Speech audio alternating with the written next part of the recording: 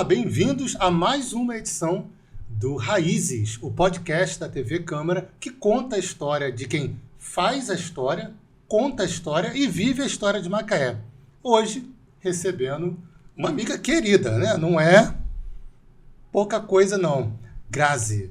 Querido Bruno. Muito legal ter você aqui. Caramba. Muito obrigada por esse convite. Me sinto lisonjeada de poder compartilhar momentos falando desse tema que a gente gosta tanto, que é memória e história e conhecimento sobre Macaé. Quando falaram para mim que eu ia fazer um podcast falando sobre a história de Macaé, as raízes de Macaé, aí eu comecei a puxar a lista. Gente, eu tenho que chamar a Grazi.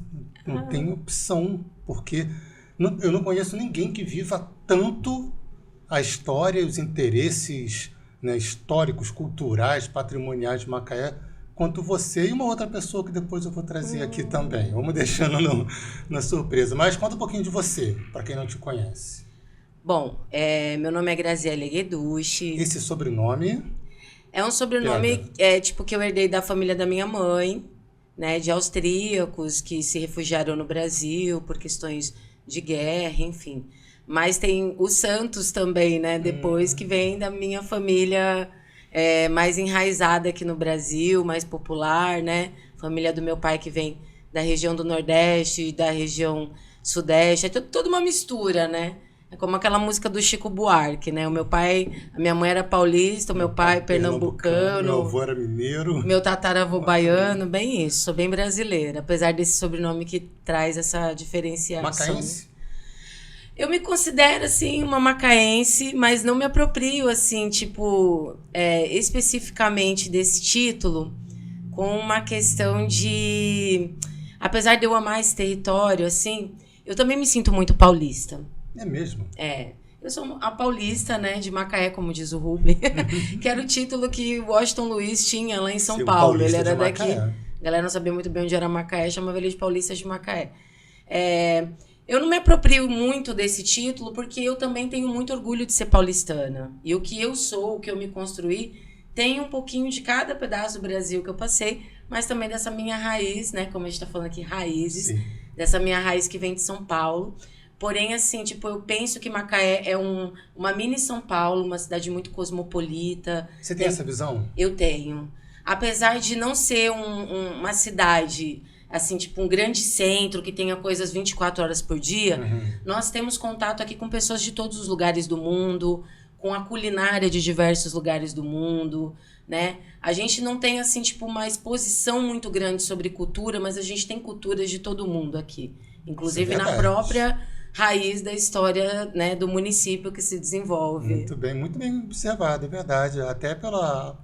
a matriz econômica, que o momento bombou, exatamente, tornou um polo centralizador de culturas do mundo inteiro. E isso transforma as regiões, né? Transforma e traz muitas influências. Inclusive faz parte de alguns estudos também, né? Sobre culinária regional. Então a gente vê que tem influência de muita coisa aí. Mas essa influência também não é uma coisa que acontece a partir de agora, né? É uma coisa que ela já vem de longo tempo, desde que o ser humano vem ocupando esse território. Uma longa transformação. Exatamente, fazendo suas transformações sociais aqui nesse território. E quando você chegou por aqui? Eu cheguei por aqui faz cerca de 20 anos. Eu cheguei pelo Sana. Eu vim visitar uma amiga minha que estava gestante. O primeiro lugar que você conheceu de Macaé? Foi o Sana. Eu já vim direto, eu nem sabia que Sana fazia parte de Macaé. Quando eu cheguei nesse lugar, eu trabalhava no Walmart, lá em São Paulo. E aí eu vim ajudar essa minha amiga, passei uma temporada aqui ajudando ela a fazer uma cirurgia super complicada, estando gestante.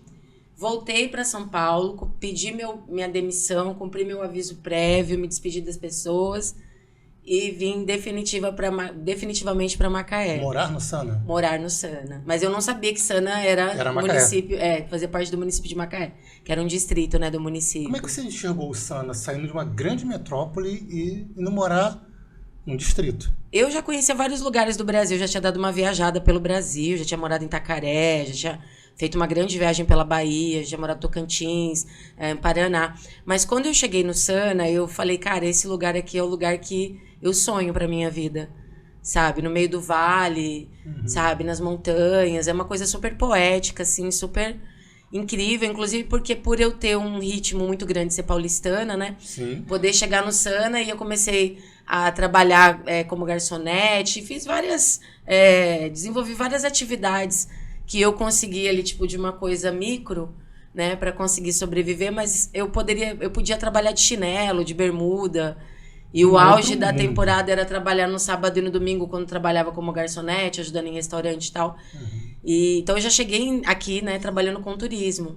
Quando eu chego em Macaé, eu já tenho esse contato com os restaurantes e as pessoas que vinham de fora, e de fazer indicações sobre coisas legais para fazer no Sana, que valia a pena, e você perceber o perfil de cada pessoa.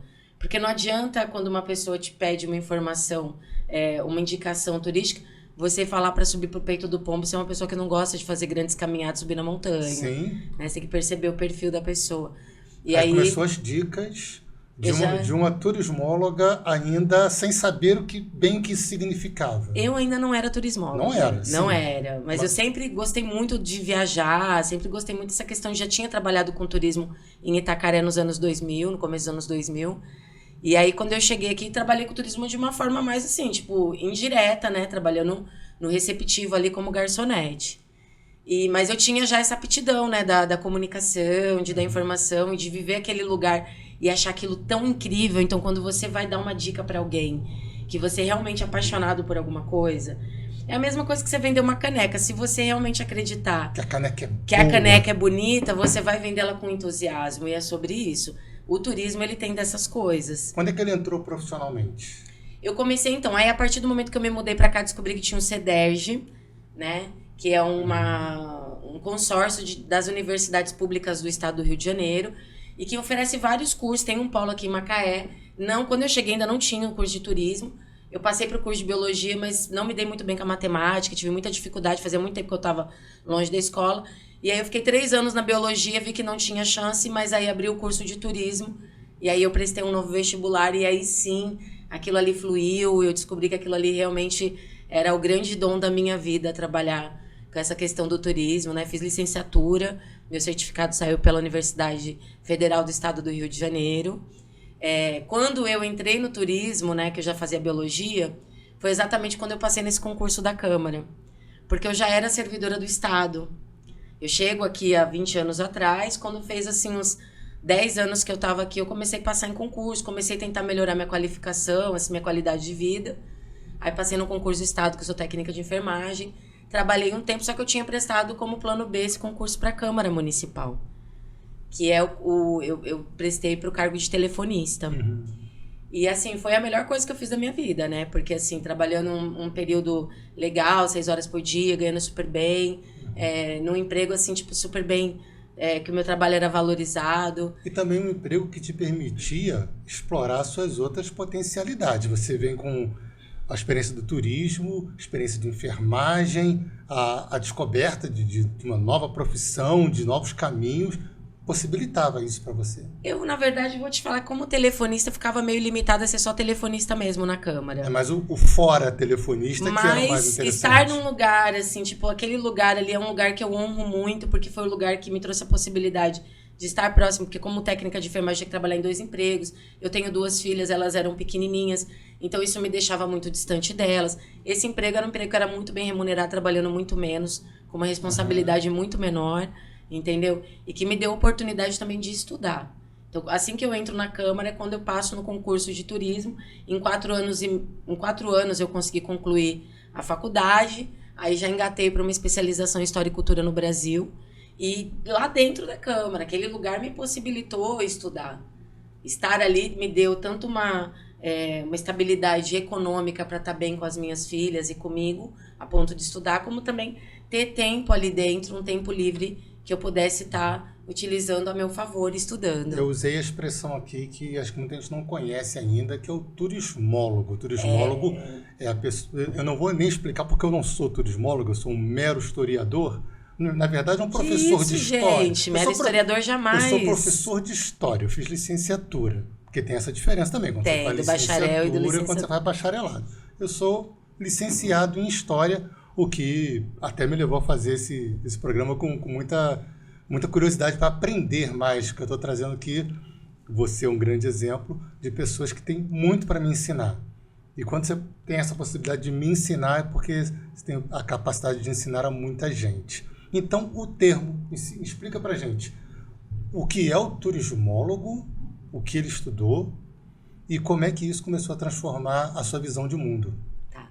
Então, eu vou começar aqui falando sobre as trocas que nós temos durante toda a nossa vida, que nos possibilitam estar aprendendo da hora que a gente nasce até a hora que a gente morre. E todas as pessoas com quem a gente se relaciona, seja de forma positiva ou negativa, nos trazem vivências que nos possibilitam aprendizado. Então, tenha certeza que eu também aprendo muito com você, Bruno. É uma troca muito verdadeira, assim, honesta e recíproca. O turismólogo, ele é uma pessoa que ele vai estudar a ciência do turismo.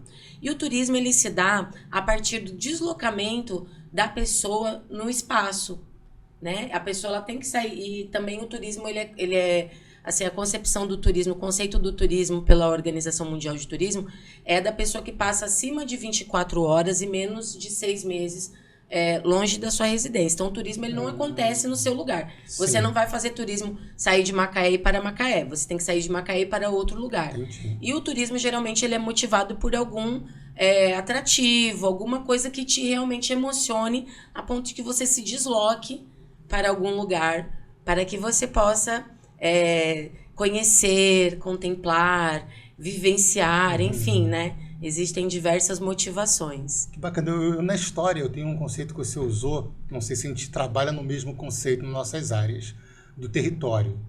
Na história, o território não é uma limitação geográfica imposta por fronteiras ou qualquer tipo de limite ou divisa. O território é uma apropriação cultural de um povo, que ele transforma, independente se está dentro do mesmo país ou do mesmo município, o território é uma área em que o povo tem culturas semelhantes, tem práticas semelhantes. Eu não sei se é essa a visão que você tem de território. Então, o turismo, ele é muito incrível, por quê? Porque ele abrange diversas áreas do saber. A gente estuda a área da história e seus conceitos, a gente também estuda a área da geografia e seus conceitos. Vamos estudar também sobre a formação do planeta, que é a geologia, antropologia, que é a relação dos seres humanos, a sociologia, antropologia, que é sobre o homem, né, em si, a sociologia, que é o homem em sociedade, a arqueologia, que são os vestígios do passado que nos trazem a história do momento. E assim, tipo, o turismo, ele é incrível porque ele é uma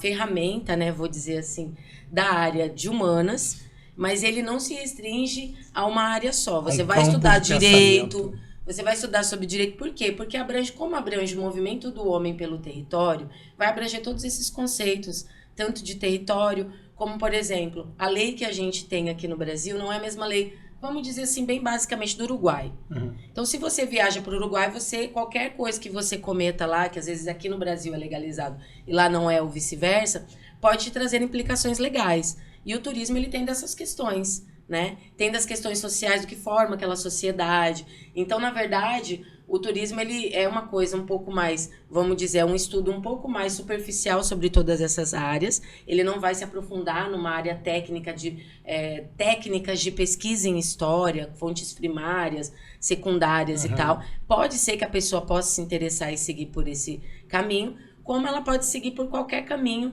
de qualquer área que lhe interessar. E o patrimônio também é um dos deleites ali, motivos de que o turismo aconteça, porque, como eu te disse, os atrativos é que movem as vontades. E, geralmente, esses atrativos são monumentos, sejam naturais, culturais, históricos, culturais, manifestações, enfim. Você apresentou para a gente um cardápio imenso de especialidades que se pode aprofundar no turismo. Geologia, etnografia, antropologia, sociologia, história, até o direito. E desse cardápio, qual foi o que te apaixonou?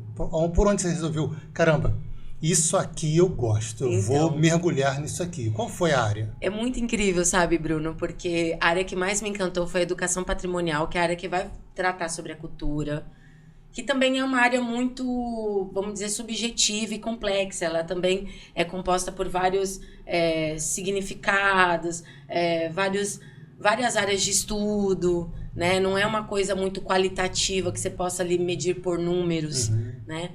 E a educação patrimonial, ela vai falar do patrimônio, só que também não existe só patrimônios históricos culturais. Que patrimônio é esse? Quando você fala patrimônio, as pessoas geralmente imaginam que essa cadeira é meu patrimônio, esse carro é meu patrimônio, essa casa é meu patrimônio, mas não é bem isso. Patrimônio, se você for procurar aí num dicionário comum, ele vai falar sobre alguma coisa que você está herdando. E pode ser relacionado a bens, ele geralmente é relacionado a bens materiais. Sim. São coisas... Só que com o decorrer do tempo, foi se aperfeiçoando esse conceito de que as coisas que você herda que não são materiais e físicas também são seu patrimônio. A forma de você lidar com o mundo que te cerca, a forma de você lidar com a sociedade que te cerca. Uma pessoa que é criada aqui no Brasil, ela tem uma cultura totalmente diferente de uma pessoa que é criada no Oriente Médio. Certeza. Né? Então, quando a gente viaja para esses lugares, a gente tem que tomar certos cuidados e respeitar certas questões da cultura, porque senão a gente pode acabar tendo alguma situação desagradável. Né? Então, essa questão cultural, ela abrange, é bem amplo. Inclusive, a forma como a gente compreende o patrimônio. Porque quando a gente tem um patrimônio dentro do município, vamos fazer um exemplo. A gente tem um museu. O museu é um lugar onde a gente guarda patrimônio. Dizem que museu é o lugar da memória. É um lugar de memória, um lugar onde você vai... É um lugar de significado. Mas quem que escolhe esse significado? São todas as pessoas da sociedade. Certamente que não. são procuradas para compreender qual é o conceito de patrimônio que elas têm. Os patrimônios que estão distribuídos pelo nosso território, os patrimônios históricos culturais, né? Eles representam a quem? Então, assim, existe todo esse questionamento quando você vai falar de patrimônio e todo um cuidado para você compreender também que a cultura é uma coisa dinâmica que se constrói ao longo do tempo e conforme a gente vai tendo interferências sociais, né? Modificações, tecnologias. E então também não é uma coisa que seja estática. No entanto, existem algumas questões que são manifestações culturais, por exemplo, ou um prédio histórico que tem uma representação para boa parte da sociedade e que a sociedade tem, assim, em conjunto, esse consenso de que aquele patrimônio deve ser preservado. Então, a gente tem patrimônios físicos e patrimônios que a gente escuta muito falar algumas vezes, patrimônios imateriais. Exatamente. Dá um exemplo para a gente em Macaé de um patrimônio imaterial. Olha, eu posso falar do boi, que ele está presente na expressão... O boi pintadinho, que está presente na expressão, né, nas manifestações culturais em Macaé desde 1910. E é uma manifestação cultural que, assim, sobrevive. E a cultura, acima da vontade do poder público, a cultura, ela vive pela expressão do povo, pela vontade do povo. Então, mesmo que tenha apoio ou que não tenha apoio, ou que o poder público, mesmo apoiando, não apoiando, gostando ou não gostando, aquela expressão cultural, se ela for uma coisa forte e significativa para uma parcela da sociedade, ela tem uma expressão. E você pensar que uma expressão cultural como o Boi Pintadinho, que está aí presente desde 1910, ou então a Folia de Reis, a gente tem uma Folia de Reis que é a Estrela do Oriente, que está presente, né, que ela está viva aí desde 1913 também, é uma expressão cultural centenária aqui em Macaé, e que muitas vezes faz mais sucesso fora de Macaé do que dentro de Macaé, né? Então essas expressões culturais aí são duas que eu dou como um bom exemplo, assim como as nossas lendas, né? A lenda de Santana é uma expressão cultural imaterial, né? Poderia ser tombado como um bem imaterial legalmente. De Macaé. Poderia. Apesar que para ser tombado legalmente, existem também diversas burocracias. Teria que ter um livro do tombo. Sim. Porque não adianta um vereador na Câmara ficar tombando tudo que ele acha que é importante, que ele reconhece ou que ele acha que a sociedade reconhece, se não existe um livro para organizar aquilo, para categorizar, para fazer uma descrição. Então, tombar por tombar é tipo assim, jogar palavras ao vento, né? Na verdade... Você provocou um pensamento muito interessante, muito crítico e muito bom para a gente já falar disso também um pouquinho. Quando você coloca que os museus são... Quando eu coloquei que são lugares de memória e você colocou quem escolhe essas memórias, quem representa essas memórias. Muita gente chega num museu, seja ele moderno, arte moderna, contemporânea, museu histórico, e não entende nada do que está acontecendo porque aquilo não representa nada para ele, porque a cultura dele não está ali. As redes que ele se relaciona não estão ali. E a gente encontra, então, um desafio muito grande, que é representar as pessoas, o território que elas vivem. A gente está conseguindo? Então, aí eu te trago, assim, tipo, sobre a questão, de volta lá naquela questão, né? Quem sou eu, né? Como eu sou servidora da Câmara, servidora municipal, e fui me qualificando, fui fazendo um trabalho, assim, pela rede social, que me trouxe uma certa notoriedade. Uma certa, até porque eu não me dediquei muito, assim, tipo, eu não tinha intenção de virar influencer. Eu queria disseminar informação, porque o meu esposo, a gente hoje é guardião de um acervo, que é o de Antônio Álvares Prado, que é o maior memorialista, né, de Macaé. E a gente, com esse acervo na mão, a gente respira isso, a gente acorda, a gente dorme discutindo sobre diversas coisas, lendo jornais antigos, lendo livros. A gente é pesquisador, assim, a nossa natureza, acho que é o que mais, inclusive, impulsiona o nosso relacionamento. Você gosta de ir nas fontes primárias. A gente também. A gente é daquele tipo que vai no cemitério. Nós dois juntos, qualquer coisa que a gente esteja fazendo, a gente está sempre avaliando todas as possibilidades, as questões históricas, os tempos históricos. Eu adoro cemitério. Então, eu também, porque conta muito desde criança. O de Santana é lindo. Adoro. As assinaturas. A gente já foi até questionado de colocar cemitério como questão turística, né? Sendo que no mundo inteiro o cemitério é tido como uma questão turística porque conta a história do lugar e tal. E aqui em Macaé vieram questionar, mas a gente nunca se intimidou com isso. Sim. Eu, sendo servidora da Câmara, tendo toda essa possibilidade que eu te falei de ter estudado esse tempo, né? E conseguido ter, tipo, aqui em Macaé, aproveitado essas oportunidades de estudar, porque aqui tem muitas oportunidades para quem quer estudar diversas áreas, eu fui convidada pela Secretaria de Turismo para compor, a Secretaria de Turismo gerenciando o posto de informações turísticas. Sim. Que é lá o que eu faço. E aí, se eu ficasse ali só gerenciando o posto de informação turística, estava tudo bem, mas eu sou uma paulistana que não me aquieto, né? Não para um segundo. Eu tenho 1000 coisas, assim, efervescentes em mim, e uma delas sempre foi trabalhar com a educação. Mesmo quando eu fazia o meu trabalho particular, que era o Desvendando Macaé. Isso que eu ia perguntar da sua camisa, acho que consegue mostrar na câmera, a camisa dela, Desvendando Macaé. Conta pra gente o que é. Vamos no tempo. Vamos por partes. Daqui a pouco eu volto no Desvendando. Então, quando eu tive a oportunidade de ir pra secretaria, eu cheguei cheia de vida mesmo, cheia de vontade de fazer 1000 coisas. E o secretário me recebeu de braços abertos. Ele acreditou nas propostas que tinham de fazer política pública. O secretário era também de turismo. De turismo, né? Era também questões assim, tipo, que ele também sonhava, alguns sonhos que a gente compartilhava de trabalhar a educação patrimonial no município, como política pública. E aí eu comecei a fazer um trabalho em parceria com a Secretaria de Educação, né? Com professores e alunos, porque eu acredito que fazer educação patrimonial somente com os alunos se perde muito. Né? Se os professores não são macaenses, não têm um profundo conhecimento das questões de conhecimento sobre esse território, então para eles se torna muito difícil trabalhar. E a gente já tinha percebido essa dificuldade com o trabalho do Desvendando Macaé na pandemia, tanto que a gente passou a fazer um canal do YouTube, vídeos e tal. Quando eu fui para a Secretaria de Turismo, então eu tive a oportunidade de trabalhar institucionalmente sobre isso. E aí, com o secretário abraçando esse sonho, permitindo, né, que eu falasse em nome da secretaria, passei a fazer esse trabalho com professores e alunos. Ano passado, ano de 2023, a gente alcançou 10% das escolas de Macaé. O nome desse trabalho é Macaé, um museu a céu aberto. Sim. Porque os museus, eles são importantes, mas eles já têm esse recorte que limita de quem que é que escolhe o que está sendo e como isso está sendo colocado. Né? E os museus aqui, infelizmente, são museus pequenos, né? Nem sempre eles têm exposições e também já atende o público da escola indiretamente. As escolas já procuram o museu, que é o Solar, ou o Museu do Legislativo, as escolas já procuram diretamente. Então, eu quis fazer um trabalho diferenciado. E, como eu te falei, eu fiz uma especialização em História e Cultura no Brasil, mas comecei um mestrado no NUPEM, na UFRJ. Aqui de Macaé? Que é um mestrado em Ambiente, Sociedade e Desenvolvimento. E a partir deste mestrado, eu consegui, assim, tipo, me estimular a fazer uma pesquisa mais profunda sobre a história natural de Macaé.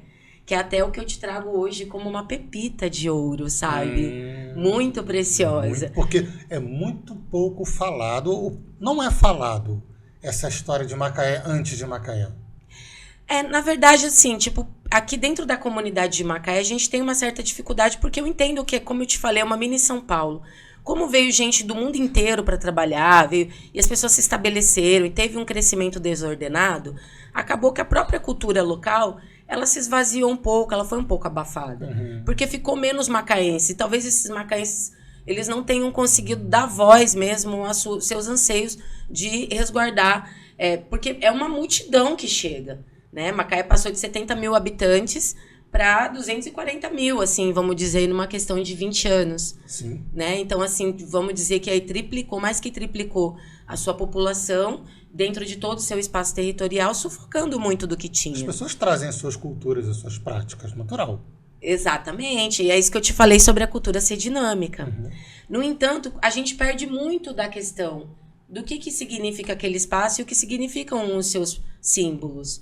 Porque os casarões começam a ser demolidos e passar a não ter mais aquele valor afetivo, porque a especulação imobiliária é mais importante, sabe? As pessoas passam a ter uma visão como se Macaé, por exemplo, vou te dar só um único exemplo, Bruno. Sim. Que as pessoas falam muito que o turismo vem salvando a economia ou foi tido como uma possibilidade de salvar a economia a partir de uma crise de petróleo. A Petrobras chega aqui em 78, tá? E aí o turismo ele começa a fazer esse destaque agora novamente a partir de 2015, 2017, quando a gente teve uma crise econômica voltada para o arranjo produtivo de petróleo e gás aqui em Macaé.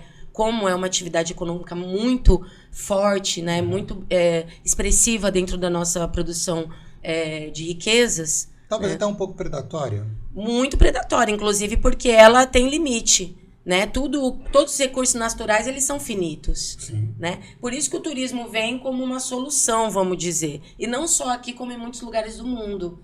Como uma solução econômica, por quê? Porque pensam que ele talvez não seja tão predatório, mas se a gente não pensa o tipo de turismo que a gente quer, ele pode ser mais predatório do que essas atividades que são voltadas para a escassez dos recursos naturais, né? Bom, enfim, mas a gente aqui tem um hotel que foi construído em 1889, já foi uma construção que foi feita para ser hotel. E segundo Alberto Lamego, essa é a primeira construção no Brasil que foi construída para ser um hotel. Porque até então as hospedagens eram usados casarões que já existiam. Quem não conhece Alberto Lamego? Alberto Lamego, tem o pai e o filho, né, Sim. gente? Tem o pai, que foi um historiador muito importante, e o filho, que foi um geógrafo, dois ilustres campistas, né? Dois ilustres nascidos aqui em Campos de Goytacazes, que estudaram toda a região. A gente tem uma região muito específica, muito rica, conhecida como Pantanal Fluminense. E eles dois abordaram muito sobre esses temas, inclusive o Lamego pai é uma grande inspiração para Antônio Álvares Parada, que é o nosso maior intelectual, maior memorialista, que escreveu 13 livros aí, publicou, né, conseguiu publicar 13 livros da sua obra, mas tem vários outros que ainda não foram publicados. E o Alberto Lamego, ele inclusive comprou o hotel em Betiba, né, cerca de 1929. Ele foi inaugurado... É bom você colocar isso, que tem gente que acha que ele construiu. Não. Ele compra. Quem construiu foi um comerciante local que percebeu que existia já essa demanda de turismo aqui em Macaé no século XIX. 1889, proclamando a República. República. Em 1889 ele já construiu, só que até ele construir ele teve uma luta muito grande, porque em 1889 Macaé ainda não tinha prefeito. O primeiro prefeito ele veio em 1913, no centenário da emancipação política de Macaé. Então, nesse tempo ainda não tinha. E quem foi que conseguiu essa concessão da Marinha naquela região onde o hotel foi construído foi o presidente da Câmara. Então, esse comerciante, ele viu que já existia essa demanda de turista, porque a gente tinha as areias monazídicas, que são substâncias minerais, né, que existem em algumas areias de praia, e na areia de Imbetiba tinha. Sim. Então, era um lugar muito recomendado para pessoas doentes, que viessem fazer assim, seus tratamentos nas areias monazídicas da praia de Imbetiba. E aí esse hotel ele foi construído, não tinha só o turismo de saúde, mas para você ver que nos jornais antigos já consta que a gente já tinha o turismo de saúde. Né? A gente tinha também o turismo de negócios, porque o porto de Imbetiba, muito antes da Petrobras chegar, ele já era um porto muito expressivo na questão de economia. Ele, em 1860... foi considerado o 6º porto mais importante da coroa portuguesa. Todos os vapores que saíam de Campos, Rio de Janeiro, paravam aqui. Paravam aqui. Pegar mercadoria, deixar mercadoria. Era um ponto de parada. Era um ponto, assim, antes de ir para Campos, né? Ele dava uma paradinha aqui em Macaé. E quem fosse se locomover aqui por essa região ia de cavalo mesmo. Mas você vê, Bruno, a informação que eu te trouxe. Em 1860, era o 6º porto mais importante da coroa portuguesa. Em 1860, a coroa portuguesa estava a todo vapor, conquistando o mundo inteiro. Sim. Então, eles tinham um porto na Ásia, na África, na Europa, em toda a costa brasileira. E a gente era o 6º porto mais importante, por conta do volume de escoação agrícola que era feito nesse porto. Aqui em Macaé foi construída a primeira indústria da América Latina, que foi a União dos Engenhos, quando Quissamã ainda fazia parte de Macaé. Então, esse negócio de união... Recebeu a visita de Dom Pedro II. Recebeu a visita, exatamente. Que até tem esse bordão do União faz a força, que é usado até hoje, o açúcar União, que vem dessa questão da união desses engenhos, né? O Barão de Monte Cedro, que é um desses nobres, que era composto... Na verdade, Macaé, nesse tempo, no século XIX, a maior porção da população não vivia aqui no centro urbano. Vivia nos centros rurais, porque era lá que eram produzidas riquezas. Tanto que você vê que tem cinema de 1920 no Sun, em Glicério, né? Tem histórias de cinema, de diversas manifestações culturais também, que tinham bandas. Nesses lugares a gente tem bandas aqui também. Mas a maior concentração urbana era na onde se produzia essas riquezas, que era no meio rural. E essas riquezas eram produzidas pelo porto de Imbetiba.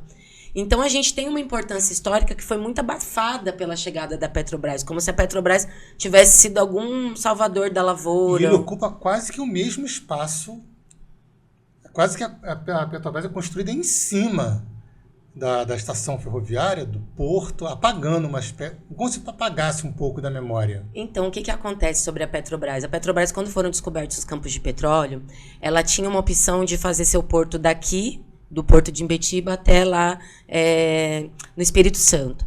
Só que é uma região que ela não tem uma condição do braço do rio Macaé Norte até o Espírito Santo, não é um lugar que tem condições marítimas para ter porto. Eles não são favoráveis. Tanto que você vê que os nossos pescadores que hoje estão na Barra, eles não são pescadores que são oriundos, nasceram e se criaram, mas eles vieram da região norte, né? Dessa região de São João da Barra. É São João da Barra ou Barra de São João lá em cima? São João da Barra. É São João da Barra lá em cima. Barra do Furado. Exatamente. Eles vêm dessa região que é onde, quando os pescadores tentam atracar, vira o barco. É muito violento lá. Sim. A gente tem vários vídeos hoje na internet. Essa galera vem de lá fazer uma vila de pescadores aqui. E a vila de pescadores que eles fazem é ali no Pontal, que foi a vila de pescadores que foi comida no Pontal ali da Barra, do Rio Macaé, que foi engolido na década de 80 por um temporal. E aí sim que eles partem para ir morar ali na beira do rio, na Barra. Então essa comunidade que é construída de pescadores, né, esse é um outro equívoco que se fala muito na história de Macaé. Porque quando você vai ver todos os índices econômicos, você nunca encontra a pesca como um grande exponencial. Você encontra o café, você encontra a cana. Até hoje nós estamos no topo de produção de grãos. Sim. E isso a gente já tinha no século XIX. Essa vocação. Quando você vai procurar toda a vocação econômica de Macaé, você nunca vai encontrar a pesca como uma grande vocação econômica aqui. E todo mundo fala que Macaé vem da pesca. E aí é que eu quero trazer para você, né, uma contestação sobre essa questão de que, historicamente, nesses relatos coloniais, porque a partir de 1500 é que essa história começa a ser, de fato, escrita e divulgada do jeito que conhecemos, mas existe uma história anterior a essa. Talvez, Grazi, que ela tenha sido escrita por quem detinha o poder econômico. E os pescadores, como não tinham tanto poder econômico, eles não tiveram a oportunidade de escrever a sua história. Na verdade... Eu estou colocando aqui um ponto. Não, essa questão não é exata. Porque quando você está falando de exponencial econômico, não importa quem é o pescador, não importa também quem é o produtor. Tanto que os produtores eram escravizados. Não importa quem está produzindo, o que importa é a produção que é escoada. Sim. Isso é que era o relatado nos jornais antigos, falando o que é que saía desse porto, o que é que gerava riqueza neste lugar. E pesca nunca foi um grande, uma grande atividade econômica, de fato se destacasse a ponto de ter ali relatado que a pesca é uma atividade econômica. Acho que é o Almanac Lambert que registrava tudo isso. Eu encontrei na hemeroteca. O Almanac Lambert não traz essa parte de pesca, traz... Você pode procurar no que for, não vai ter a pesca como grande atividade econômica. A pesca sempre existiu, por quê? Onde você tiver rio e mar e lagoa e tiver peixe, vai ter gente que vai estar se alimentando disso. Sim. Isso nunca foi um ponto de atividade econômica. Estou falando de atividade econômica que tenha sido computado, desde o tempo em que passa a se computar no século XIX sobre essas riquezas, porque precisava dar a parte que era da coroa, de tudo que era produzido como riqueza. Sim. Tinha que se pagar, então precisava se contabilizar aquilo. É sobre isso que eu estou falando, que a atividade pesqueira no século XIX, no que foi computado ali como atividade econômica expressiva, a pesca nunca teve essa expressividade. Não estou dizendo que a pesca e os pescadores não existiam. Não, sim, eles existiam. Inclusive, essa colônia de pesca que tem, que é o que eu estou te falando, ela vem para cá na década de 50, 60, que vem lá do norte, né, da Barra de São João, que a galera lá tinha muita dificuldade, viram que aqui tinham condições de porto, e que aí volta para onde a gente começou essa discussão. Quando a Petrobras vem se instalar, ela avaliou qual era o melhor lugar, e ela viu que aqui já tinha um porto que estava pronto. Então ela só se instalou num porto que já existia. O calado do porto já era adequado para navios de maior profundidade. Calado, para explicar, é a profundidade. É a profundidade do leito do rio onde o navio vai passar. Então aquela parte ali dá para navio que tem uma parte mais que dá para passar numa parte mais profunda. Sim. Então era um porto que ele tinha ele já estava adequado. E na verdade eles escolheram aqui também pelo porto estar adequado, mas também por todas essas condições marítimas que não deixam com que essa parte do braço norte do rio Macaé até o rio Itabapoana seja um lugar favorável para portuário, né? Um lugar portuário favorável. Tanto que eles estão querendo fazer outro porto, e esse porto também está sendo projetado para ser feito aqui nessa região de Macaé, né? Pela nossa característica geográfica. Gente, para que eu falo tanto que eu tô aqui até... Assim, porque a quantidade de conteúdo que você está produzindo é espetacular. E eu passo uns 3 dias aqui conversando com você de boas. Então a gente já deixa marcado para você voltar. Porque tem muito assunto. A gente não falou nada e estamos com... Mas eu trago aqui uma bomba para você. Hoje? Hoje, agora. Você quer saber? Por favor. Eu trouxe até aqui um panfletinho. Que panfleto é esse? É uma bomba por quê, gente? Porque as pessoas estão já mais acostumadas a ouvir essa história a partir de 1500, que é quando, né, no século XVI, o rio Macaé passa a ser um divisor de capitanias hereditárias. Deixa eu ler aqui. Geoparques, Costões e Lagunas do Rio de Janeiro. Isso daí que é a bomba, O que gente. É um geoparque? Então, vamos lá. Geoparque é um território que tem interesse por contar a história da formação do planeta. A história natural. Geologia é a área da ciência que explica como que o planeta se formou. Como que se formaram os oceanos, como que se formaram os continentes, como que se formou, né, toda a questão da nossa atmosfera, que é composta por gases. A gente tem a parte que é a parte física, né, que são as nossas partes de água e continentes, a nossa parte que é a atmosfera, que é uma parte de gases, sim, tudo isso, né? E a geologia, então, é a área da ciência que faz esse estudo, inclusive sobre rochas. Que tipo de rocha daqui, qual que tipo de mineral, para que isso serve, o que a gente pode usar na indústria, o que a gente não pode, o que tem nesse território. O que acontece? Quando começou a navegação em 1500, os navegadores começaram a fazer mapas. E ali eles perceberam que o mapa da África se encaixava no mapa do Brasil, da América do Sul. Então eles começaram, já se atentaram para isso. Só que só em 1912, 300 anos depois, um cientista alemão chamado Alfred Wegener, ele propôs a teoria da deriva continental, que seria essa teoria de que os continentes já estiveram em uma outra condição, eles já tiveram posicionados de um outro modelo do que a gente conhece hoje no planeta. Sim. Como o planeta ele é formado por milhões de anos, então a gente não vive o suficiente para ver uma modificação dessa. E na ciência, quando você vai falar de uma coisa, você tem que ter provas. Então, quando você vai falar de uma coisa que aconteceu há milhões de anos, você teria que ter uma prova. O Alfred Wegener, então, passou a buscar essas provas de que o continente africano e o continente sul-americano já foram grudados. E aí, ele conseguiu algumas provas de ossadas de animais pré-históricos, como dinossauros, que eram estão nos dois continentes. Que era específico de África, que foram encontrados aqui na América do Sul, ou vice-versa. E aqui, na nossa região, a gente ficou com pedaços de rochas que são específicas de África. Inclusive na Ilha de Santana, que é aquela primeira ilha ao norte, chatinha, que tem uma erosão em V, né, uma erosão, que seria uma erosão, pessoal? Tem uma mata, e caiu, desbarrancou ali, ficou aquela terra caída. Aquilo é uma erosão. E aquela erosão é comprovada geologicamente que a ilha está se partindo até hoje. Ela continua num movimento lento, lógico, de separação. E a gente tem evidência... Aquela ilha. A ilha de Santana. A ilha do Francês. Ela está se dividindo ao meio. Aí ela tem aquela erosão tanto na parte continental como na parte oceânica.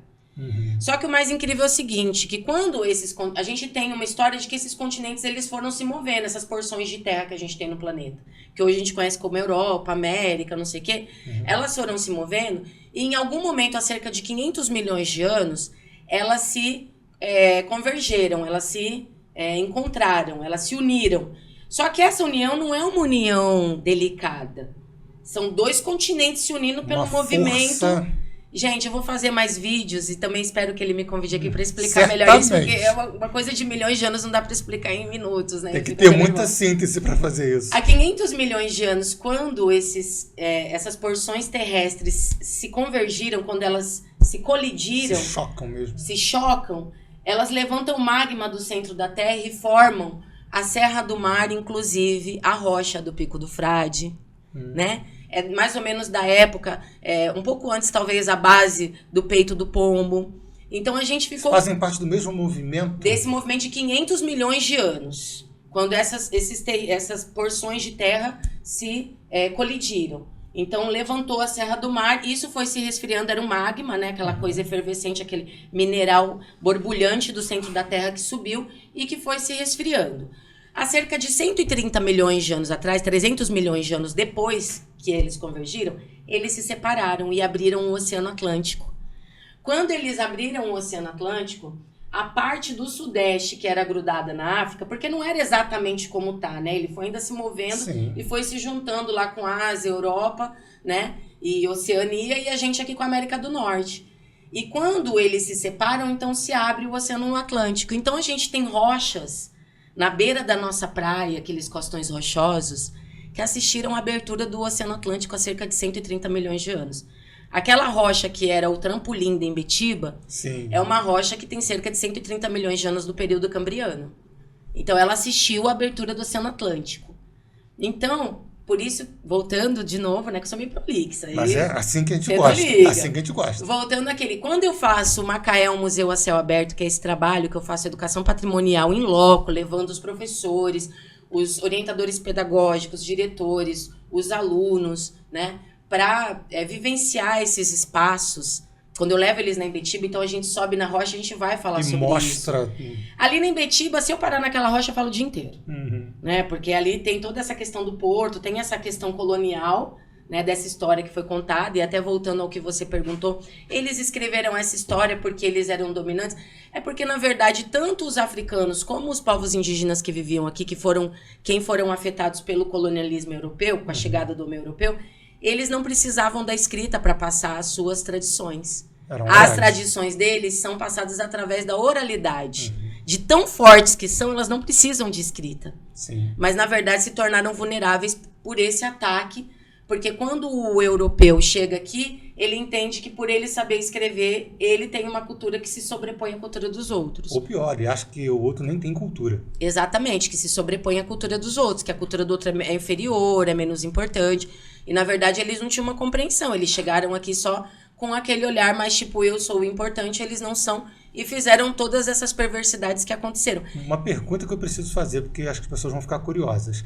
O nosso costão aqui de Macaé, essa nossa região, ela está ligada a qual parte do continente africano? É possível fazer essa afirmação? As características do costão rochoso aqui de Macaé, ela se iguala, se equivale a qual lado no continente africano? De Angola, se não me engano. É de Angola. Eu não tenho, assim, uma certeza absoluta, posso até trazer isso para você depois, mas se eu não me engano, é na parte de Angola que a gente se conecta, que a região sudeste se conecta à África. Em todo o Brasil, existem vestígios geológicos, que são esses vestígios da construção do que a gente conhece hoje, dessa formação do planeta que a gente conhece hoje, né?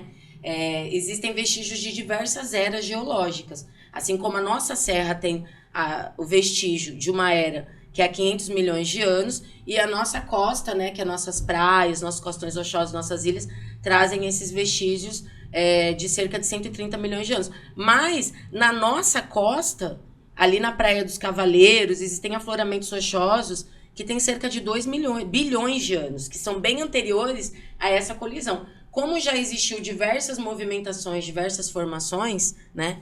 E aí é que vem essa questão aqui do Geoparque Costões e Lagunas. Por quê?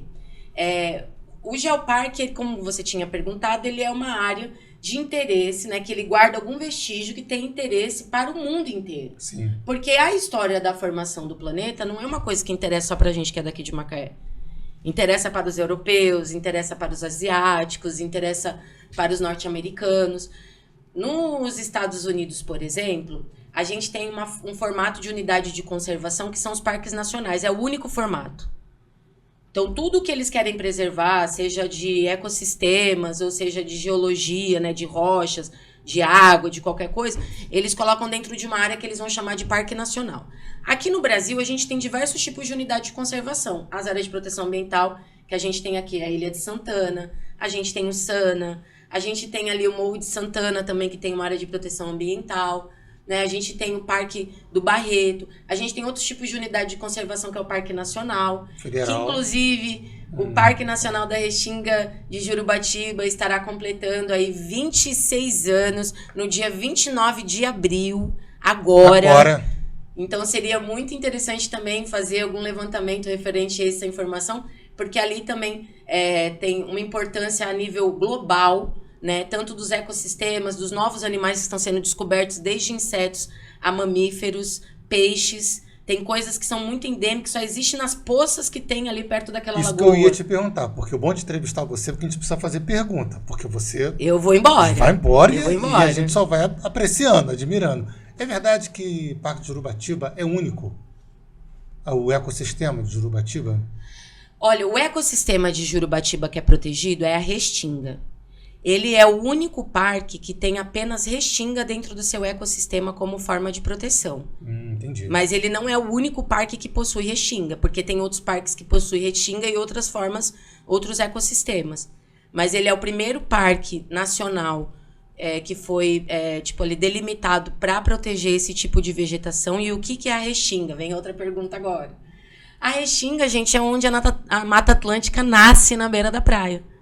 A Restinga, ela faz parte da Mata Atlântica. Ela é exatamente onde... Porque a Mata Atlântica, ela não é uma coisa só. A floresta com árvores gigantes. Uhum. Ela começa na beira da praia com aquela vegetação rasteira, que vai ficando arbustiva, que são as pitangueiras, quando você vai ali perto da lagoa. Uhum. Ou até lá no Parque Nacional da Restinga do Jurubatiba mesmo, você vê que tem aquela coisa rasteira na beira da praia. E conforme que você vai andando um pouquinho mais pra dentro, você vai encontrando algumas árvores que já são arbustivas, de porte médio, e conforme que a gente vai subindo da planície, porque aqui a gente está numa grande planície que é alagada, né, que é o que eu falei que é o Pantanal Norte Fluminense, conforme a gente vai subindo para a parte da serra, a gente vai tendo um outro tipo de Mata Atlântica, que aí é a Mata Atlântica de altitude, que vai ter lá no Pico do Frade.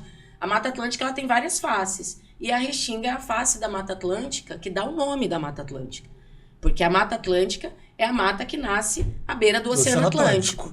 Sim. E a Restinga, então, é o berço ali onde essa mata nasce, né? A Restinga, os manguezais, todos fazem parte da composição desse tipo de ecossistema que é a Mata Atlântica. E a ligação dessa nossa Mata Atlântica, que parte do nosso oceano, até a Serra do Mar, que o Pico do Frade pertence à Serra do Mar.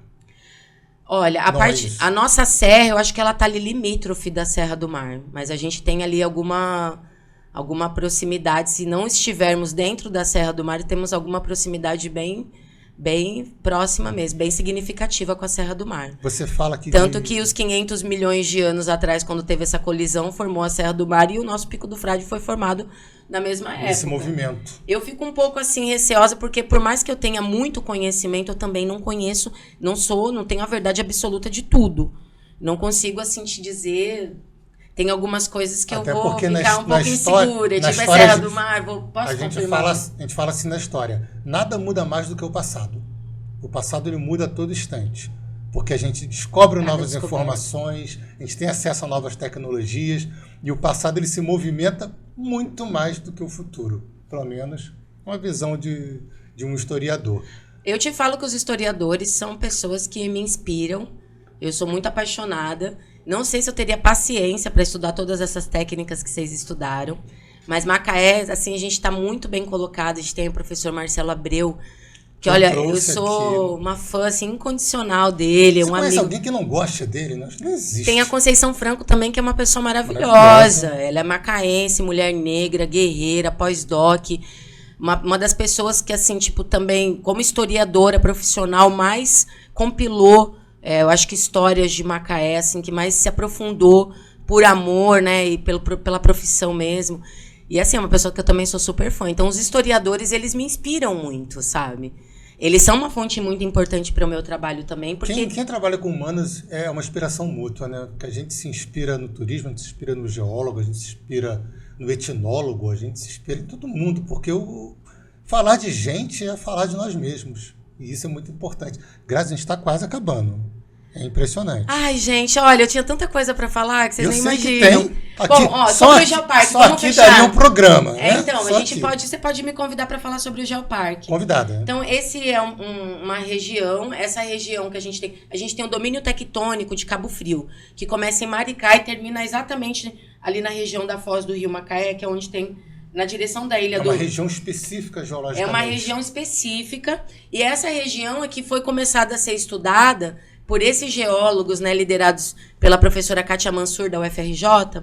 São vários geólogos, eu seria, assim, tipo, muito injusta de falar nomes, até porque eu não teria capacidade de falar, mas a Kátia Mansur, como é uma das geólogas que lidera essa pesquisa, assim, né, uma das pessoas que inspira pra caramba, assim, nossa, sou apaixonada por ela, e ela lutou muito para que fosse reconhecido esse território. Só que como que esse território é reconhecido? Para você fazer um geoparque, ele tem que ser reconhecido pela Unesco. É o que eu estava te falando. Aqui no Brasil a gente tem diversas unidades de conservação, né? E o geoparque, ele é um tipo de unidade de conservação que ele não é instituído por lei.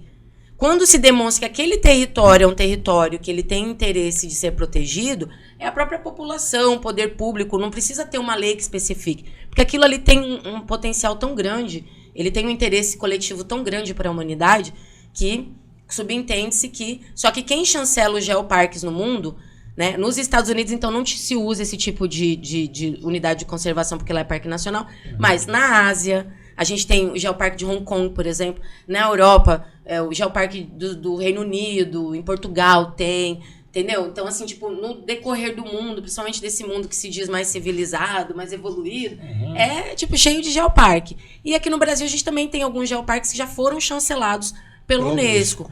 Porém, o geoparque do qual nosso território faz parte, que é um território que vem de Maricá até São Francisco de Itabapoana, percorrendo diversos municípios, né? E Macaé está dentro desse município, foi entregue recentemente esse documento à Unesco, em novembro do ano passado. E a Unesco aceitou esse documento reconhecendo o valor desse espaço. Então, hoje, Macaé faz parte de um geoparque, né? Aspirante. Então, a gente ainda está assim, tipo, a Unesco reconheceu, mas ela vai vir aqui, vai fazer algumas avaliações, inclusive da capacidade da sociedade e do poder público de toda essa região de cuidar desse território para que seja, de fato, instituído e chancelado pela Unesco que essa região é um geoparque. Você acredita que vai acontecer? Eu tenho muita certeza, porque a gente está com vários geoparques, inclusive tem o Geoparque de Uberlândia, que é um dos geoparques mais importantes do Brasil, porque lá tem o maior dinossauro que foi encontrado em território brasileiro, né? Tem alguns geoparques do Seridó, que tem lá pinturas rupestres.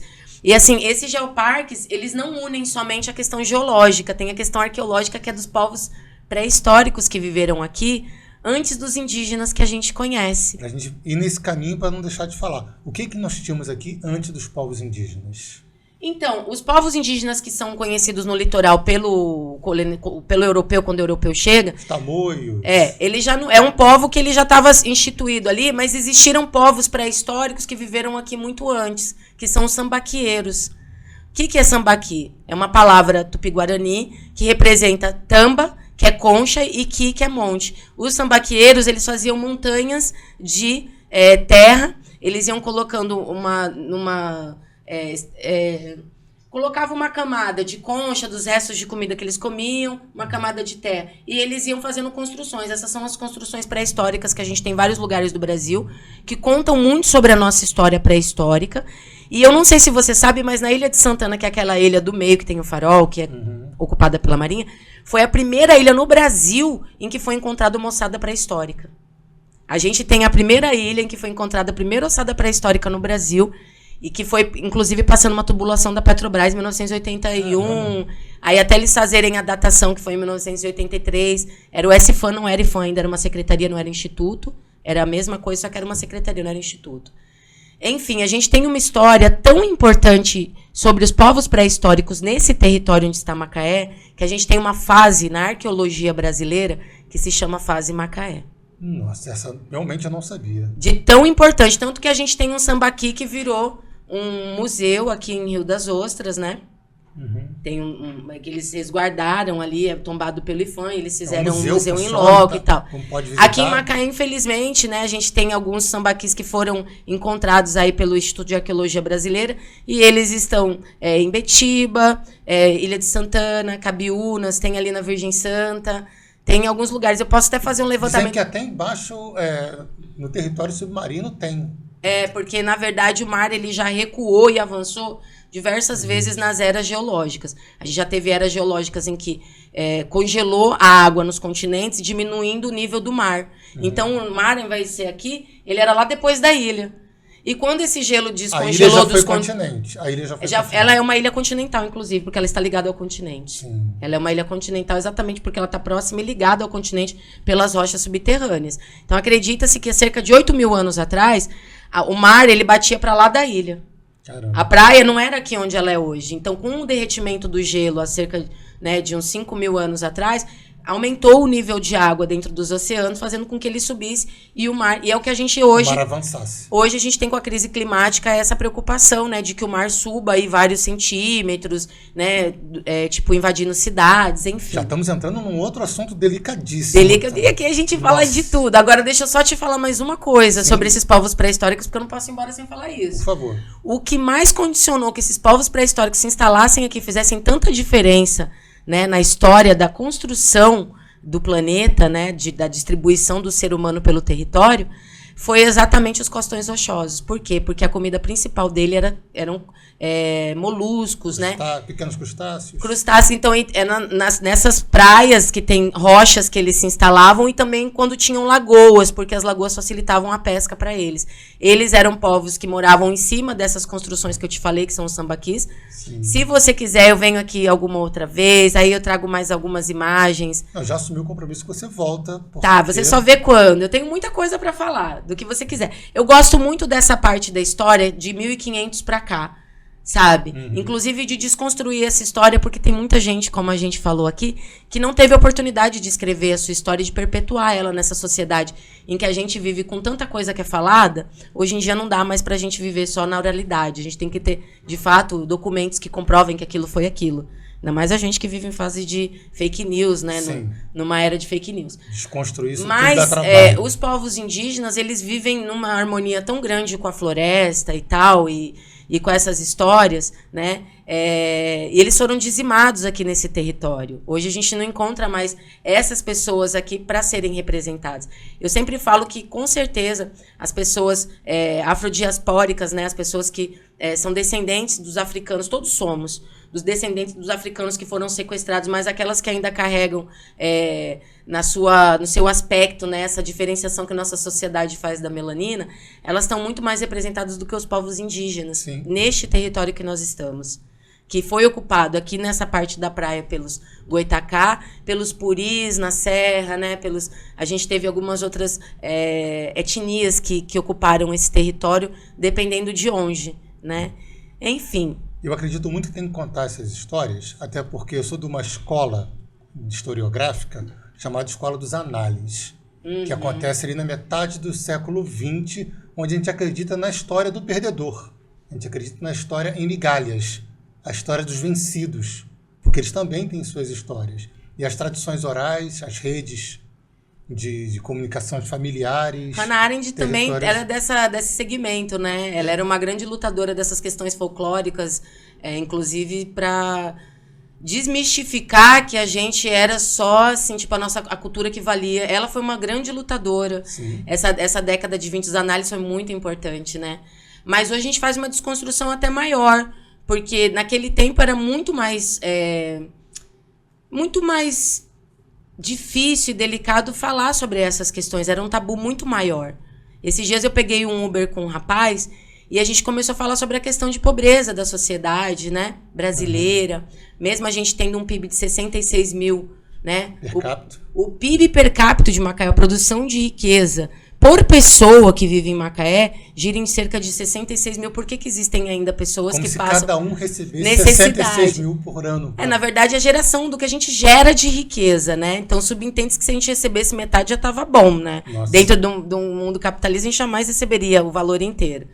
E a gente começou a falar sobre pobreza, ele começou a falar sobre, se você estiver me vendo, um abraço para você, meu amigo, sobre como que surgiu isso. E eu falei para ele que foi sobre quando eles libertaram os povos escravizados, né? Os afrodiaspóricos escravizados. Que eles fizeram uma grande justiça. Quando que começou isso? Foi quando eles libertaram e falaram que eles estavam proibidos de estudar, que eles estavam proibidos de andar no transporte público, que eles eram proibidos de ter trabalho. Quem desse trabalho a eles ainda era açoitado pela sociedade. Eles eram proibidos de ter propriedade privada, ou seja, mesmo se ele trabalhasse, conseguisse comprar um terreno, ele não podia pôr no nome dele. Então, eles foram muito lesados. E não tem como a gente não ter reflexo até hoje disso, sendo que a gente não consegue perceber. Eu acho que o primeiro passo para a nossa sociedade é reconhecer que essa injustiça foi feita. E que não é por mérito, porque se uma pessoa lá da periferia, sabe, da comunidade, sair, às vezes ela tá sem água para tomar banho, ela não sabe nem o que é um shampoo, um sabonete, porque ela não tem água. Ela não tem um sapato para calçar no pé. Será que se ela sair descabelada, sem dente, suja, mal cheirosa, descalça, com uma roupa suja, chegar na tua porta te pedindo um trabalho, você vai dar trabalho ou você vai chamar a polícia? Então a gente tem que pensar muito sobre essa questão de meritocracia, porque a meritocracia é uma grande falácia na nossa sociedade, né? Vou iniciar mais uma hora de programa só para a gente falar sobre isso, porque precisa ser falado, sim, precisa ser dito que somos uma sociedade injusta, desigual, e que precisa reparar muitos danos do passado. Exatamente. Nós que somos brancos e que detemos, inclusive, porque a questão do branco é que mesmo que a gente seja pobre, eu sou da classe trabalhadora, mas se vier uma maquiadora, uma loja que decidir me colocar uma roupa, fizer uma maquiagem e colocar um cabelo, eu posso até passar por rica, estando maquiada e disfarçada. Agora, uma pessoa preta, ela vai ter uma dificuldade muito maior, ela vai ter que estar sempre se justificando, porque não é uma questão de roupa para ela. E a gente nunca vai saber o que é ser discriminado. Exatamente. Então, a gente tem que se colocar no lugar de fala, não da pessoa discriminada, mas da pessoa que jamais vai aceitar assistir isso impassivelmente, calado, porque o pior, eu acho que na nossa sociedade, que tem aquele ditado, são os justos que se calam, né? E a pessoa, como diria Paulo Freire, como diria aí o Chico César, quem se cala diante de uma injustiça está do lado do opressor. Certamente. Então, a minha educação, que é o Macaé, um museu a céu aberto, que é o trabalho que eu ofereço para o município através, né, da rede pública, ele é um trabalho que também tenta fazer essa desconstrução e, na verdade, enxergar essa história com um olhar mais humanizado e vendo todas as perversidades, não só as perversidades que foram feitas contra essas pessoas, tanto os povos indígenas, como os povos africanos que foram sequestrados, trazidos para sofrer perversidades aqui, enriquecendo os europeus. Mas também sobre a origem dessas pessoas. Muitas vezes esses que eram trazidos escravizados eram reis, rainhas, médicos. Eles detinham uma tecnologia em 1500 já da metalúrgica, os africanos. Enquanto os povos indígenas que viviam aqui, eles eram autossuficientes, eles sabiam fazer tudo o que eles precisassem para sobreviver na floresta. Sua própria rede, suas pinturas, sua comida de plantar, colher, não sei o quê. Inclusive os povos indígenas, não sei se você sabe, mas quando eles caçam, eles jamais caçam uma fêmea. Você sabe disso? Para poder ter sempre o que caçar. E quando eles caçam, quando eles colhem, eles estão sempre ali reverenciando e conversando com a árvore, conversando com os animais, eles vivem em harmonia, eles não estão fazendo aquilo para juntar coisas. Nem aleatoriamente. Eles fazem para viver mesmo, e é uma coisa muito... um outro olhar, né, sobre a vida, sobre as relações que a gente tem com o mundo. Eu acho que eles estão muito mais próximos do que nós, né? Certeza. Do que é o paraíso, na verdade. E é sobre isso. Meu amigo, se você deixar, eu fico aqui falando até amanhã. Eu vou deixar, mas num próximo programa. Então, tá combinado. Combinado? Combinado. Grazi, muito bom, muito esclarecedor, muito rico. E é muito bom ter você aqui com a gente. Eu espero que você prometa que volta. Eu volto. Se você quiser, eu poderia até falar que eu voltaria com o Rubinho, Mas não, a gente vai querer os dois falar pra caramba, não vai dar certo. Não, aí eu vou tirar ele de você, pelo menos pela essa hora aqui no Raízes. Tá, eu só quero dar uma indicação, gente. Quem quiser conhecer mais sobre o Geoparque Costões e Lagunas, do qual Macaé faz parte, nós somos um geoparque aspirante com interesse global, importância global, né? Somos aí diversos municípios. Se vocês quiserem passar no post de informações turísticas e pegar esse panfletinho comigo lá, ou se vocês quiserem também, vocês podem entrar direto aí na internet. A página deles é geoparquecostõeslagunas.com, sem acento, tudo junto. Eles também têm página no Facebook, no Instagram, no YouTube. Eu acho que é uma coisa que vale a pena todo mundo que tem interesse por Macaé, pelos conteúdos de Macaé, conhecer o trabalho desse pessoal, que é um trabalho profissional de primeira qualidade. E é isso. E quem quiser conversar sobre história, sobre geologia, fala o seu arroba, sobre arqueologia. Como é que entra em contato com você? Como é que te acham nas redes sociais? Eu não tenho estado muito nas redes sociais porque eu tenho estado num trabalho muito intelectual de pesquisa, então não tenho tanto tempo, eu posso sair correndo. Mas eu tenho TikTok, eu tenho YouTube, a gente tem o Desvendando Macaé, né, que é uma página que eu faço com meu esposo e com a minha filha, e tem o Grazie, né, que é gratidão em italiano. Meu nome é Graziele, né, Grazie, que é esse pedaço do meu nome que é gratidão, _ Regedush, que é meu sobrenome, tá? Se vocês quiserem me procurar nas redes, também através do Desvendando vocês me encontram. E eu também faço a gestão do posto de informações turísticas de Macaé, que fica na Orla dos Cavaleiros, exatamente em frente aos restaurantes Nova Parada e Ilhote Sul, ali, na altura do número 2620, se não me engano. E lá você consegue um mapinha turístico de Macaé, consegue panfletos sobre o Parque Nacional da Restinga do Jurubatiba, que está completando aí 26 anos no dia 29 de abril agora. Consegue indicações do que fazer em Macaé, passeio de barco, passeio de buggy, guias. E na página do PIT, inclusive, tem um linkzinho lá, é PIT Macaé, PIT Macaé, tá? Vocês encontram no Instagram. Lá tem um linkzinho do Linktree, que vai ter o mapa turístico, vai ter dados sobre quem são os turistas que visitam Macaé, vai ter, é bilíngue, né? Todas as pessoas que estão cadastradas na prefeitura que oferecem serviços, guias, condutores, hotéis, restaurantes, os que estão cadastrados na prefeitura que oferecem serviços, estão lá. Valeu demais. Essa foi Grazie Regedush. Regedush. Gente, deixa eu só te falar mais uma coisa. Fala, Grazie. Em breve vocês vão ter uma surpresa incrível. Nosso prefeito permitiu que eu fizesse um trabalho que vai render aí, hein? Através da Secretaria da Gestão. Ele me deu permissão de fazer aí um grande trabalho que vai ser um presente para Macaé, que é fruto de todas essas pesquisas que eu venho fazendo ao longo desses 10 anos, de toda essa qualificação, né, que eu venho buscando. Você não vai falar o nome do trabalho? Ou vai? Ou não pode? Eu acho melhor ser surpresa. E ainda mais que eu vou voltar aqui, quem sabe eu não volte falando sobre esse trabalho e como que foi a experiência de fazer. Pode ter certeza que é sobre conteúdos diversos sobre Macaé, de todas essas áreas do conhecimento.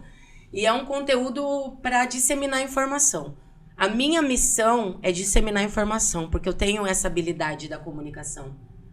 Eu acho que eu tenho, assim, eu vejo isso como uma habilidade e eu tento usar isso como uma ferramenta de disseminar informação. E você usa muito bem, muito obrigado. Grazie, obrigado. Esse foi mais um Raízes, programa que conta a história de quem conta a história e faz a história de Macaé.